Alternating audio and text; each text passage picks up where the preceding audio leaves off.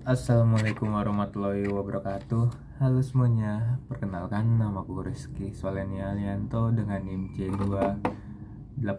Di sini saya akan membuat video micro teaching tentang makanan. Baiklah, sebelum itu, makanan penting untuk pertumbuhan ikan karena makanan berfungsi dalam pertumbuhannya.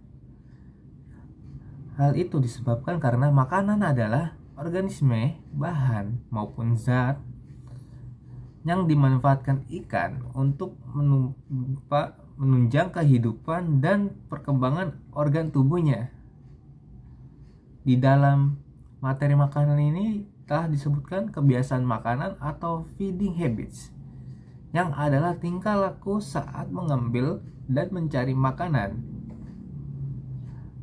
Habis itu, berikutnya tipe-tipe makanan ikan yang sering ditemukan pada umumnya adalah plankton, nekton, bentos, dan detritus. Berdasarkan jenis kelompok makanannya, ikan terbagi menjadi 3, yaitu herbivora, karnivora, dan omnivora. Lalu juga terdapat beberapa jenis makanan yang ditemukan dalam pencernaan ikan, yaitu adalah jenis makanan utama, yang dimana makanan yang ditemukan dalam pencernaan dalam jumlah sedikit, dan makanan tambahan, yaitu jenis dengan jumlah yang sangat sedikit. Lalu juga terdapat makanan pengganti, yaitu makanan yang dikonsumsi jika makanan utama telah habis. Makanan ikan terdiri dari berbagai jenis, dari tumbuhan dan hewan yang hidup di perairan.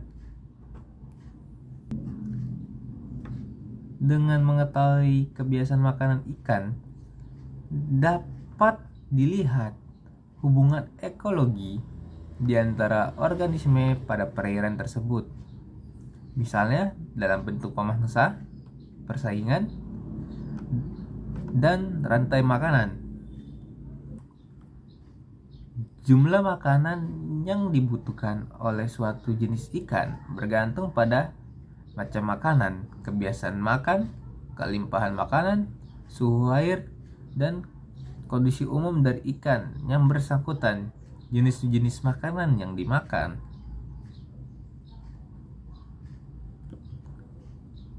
Suatu spesies biasanya tergantung pada umur ikan, tempat, dan waktu. Untuk alat pencernaan yang berperan dalam adaptasi makanan adalah mulut, gigi, tapis, insang, dan usus. Persaingan dalam hal makanan sehingga yang diperlukan oleh ikan tersebut menjadi pembatas. Tujuan dari praktikum makanan ikan adalah bertujuan untuk mengetahui jenis-jenis organisme yang menjadi makanan ikan, mengetahui waktu-waktu aktif makan dari ikan, dan melihat proporsi dan kecenderungan makanan dari ikan.